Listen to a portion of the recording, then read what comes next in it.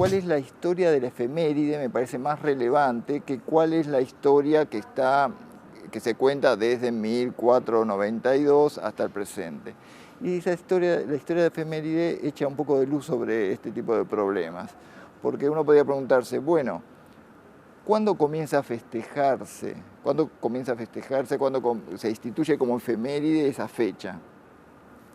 Uno podría decir, bueno, a los 100 años, cuando se cumplió el centenario del descubrimiento de América. No. Cuando se cumplieron los 200 años, a nadie le importó. Cuando se cumplieron los 300 años, a nadie le importó. Recién en el cuarto centenario comenzaron a haber evocaciones de esa fecha y de la empresa colonizadora. ¿Qué había pasado en el interín? Se habían conformado las naciones, la idea de Estado-nación como la conocemos en la actualidad, con sus propios aparatos culturales y su necesidad de recrear una historia patria particular, la idea de patria, la idea de nación, la idea de identidad nacional. Lo que constituyen, de nuevo, ¿no? Lo que está señalando de alguna manera, es que lo que hay detrás de esta efeméride particular es un movimiento cultural en clave nacional que lo constituye como parte de un calendario de tipo patrio. En la Argentina en particular, un poco después, unas décadas después, en 1916, después del centenario, el festejo es nacionalizado. Pero entre 1892 y 1916, el componente de la inmigración había cambiado. La mayoría, digamos, del flujo de inmigración italiana se había trocado por el flujo de inmigración española. Y fueron las sociedades españolas las que llevaron adelante, de alguna manera, esa reivindicación. Al mismo tiempo, los intelectuales argentinos comenzaban en ese momento, en el paso entre el centenario, 1920 y 1930, comenzaron a reivindicar el periodo colonial como una especie de periodo cultural donde la Argentina estaba en germen. De esa manera comenzó a surgir un nacionalismo que reivindicaba los antecedentes españoles. A partir de ese tipo de nacionalismo, el 12 de octubre aparecía como una fecha mágicamente ahora patria. O a partir del último quinto centenario comenzaron a circular fórmulas que hablan de encuentro de dos culturas. Pensar América como una cultura es un disparate inverosímil desde todo punto de vista. Lo mismo pensar Europa como una sola cultura. Desde ese punto de vista nos ayuda esa fórmula para resumir, tranquilizarnos en cierta manera con fórmulas que cuentan la historia brevemente y en forma lineal. Lo que se dio en América no fue ni el encuentro de dos culturas, ni el choque de dos culturas. Un proceso mucho más complejo que coincidía con la existencia en América de una amplísima diversidad cultural imposible de concebir desde el punto de vista social, antropológico, histórico, como un bloque unívoco. Lo que sí provocó la idea también de 12 de octubre, cómo se contó históricamente esta historia, es pensar a los pueblos indígenas sí como un bloque mismo. La misma idea de indio, lo indígena, lo indio, está involucrada en esta tradición, que unifica.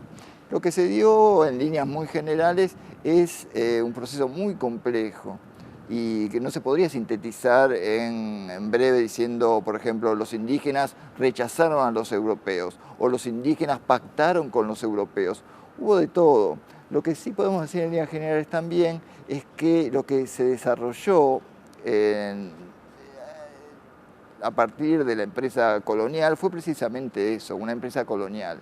La unificación de las poblaciones indígenas se produjo en realidad como un proceso colonial. Fue la empresa colonial la que generaliza, la que pone nombres generales, rótulos generales y cuenta una historia de generalización. En los últimos 100 años, en relación a la idea del 12 de octubre y a la imagen sobre los pueblos indígenas, divulgadas en términos escolares o medios masivos y demás, habría que hacer algunos comentarios en relación a la acción de algunos intelectuales, historiadores, escritores, filósofos y demás que comienzan a repensar el tema en diferentes momentos, en el caso argentino particularmente, en diferentes momentos de la historia, desde aquel nacionalismo de la década del 20 y el 30 que comienza a repensar el lugar de lo indígena en este tema, hasta también algunos escritos particulares de intelectuales de la década del 60, después en los 80 también. La articulación de la revisión histórica que hacen algunos intelectuales y la actividad de las propias comunidades indígenas, se dan algunos cambios particulares, ¿no?, que comienzan a echar dudas y sospechas sobre los contenidos de la fórmula arraigada del 12 de octubre. Tal es así que desde hace algunos años a la fecha en algunas comunidades han realizado lo que en algunos casos aparece como contrafestejos. Toman la fecha del 12 de octubre y hacen una actividad pero para denunciar la conquista, por los abusos de la conquista y demás. O toman a veces la fecha del 11 de octubre, un día antes, y lo declaran, por ejemplo, como es que dicen en algunos casos, el último día de libertad. El último día de libertad. Son fórmulas, ¿no? Que en ese caso es interesante porque las propias comunidades toman la misma idea de estereotipo indígena, se apropian de ella y la resignifican para hacer una denuncia precisamente. Esa misma idea de indio que había sido utilizada para estigmatizarlos de alguna manera, para unificarlos, para tomarlos a todos como una cultura homogénea, en realidad es tomada por las propias comunidades y de vuelta en términos polémicos. Un momento de creación del estereotipo indígena en relación a la caracterización de la población argentina. Es decir, la población argentina está conformada por diferentes grupos, diría este discurso, digamos, entre los cuales uno de ellos particular es el grupo indígena. ¿Cómo son los indígenas? Bueno, tienen características particulares, ¿no?, raciales, culturales. Ese tipo de discurso lo que señala frecuentemente, o lo que nos ha señalado frecuentemente, es, más allá de esas características, es la separación absoluta de estos grupos. Los grupos indígenas en Argentina existen, son pocos, generalmente se los caracteriza como minorías, y en particular hay un interés particular en esos discursos por señalarlos como algo separado del resto de la población. O están extinguiéndose, ya son los últimos, o están en zonas muy lejanas, muy lejos de los blancos, muy lejos de la población de carácter migratorio, o finalmente se han fundido con otra fórmula, que es otro latiguillo también en la Argentina, que es el famoso crisol de razas, ¿no? La Argentina es un crisol de razas, es una mezcla de razas donde los indígenas finalmente desaparecerían en ese, ¿no? Por supuesto que el producto de ese crisol de razas no muestra nada de lo indígena. Detrás del 12 de octubre están las políticas de despojo territorial. Es decir, lo que los chicos aprenden con el 12 de octubre es el derecho de conquista.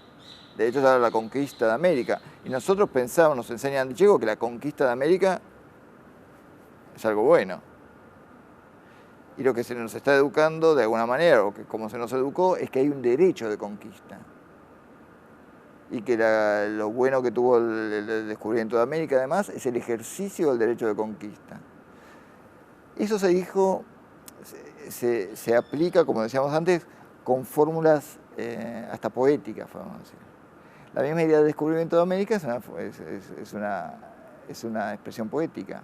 La idea de descubrir, ¿no? Esa idea de descubrir. Se descubrió América, ¿no? Como diciendo, bueno, la historia comienza a partir de nosotros y además con esa fórmula se propone un punto de vista, que es el punto de vista del conquistador.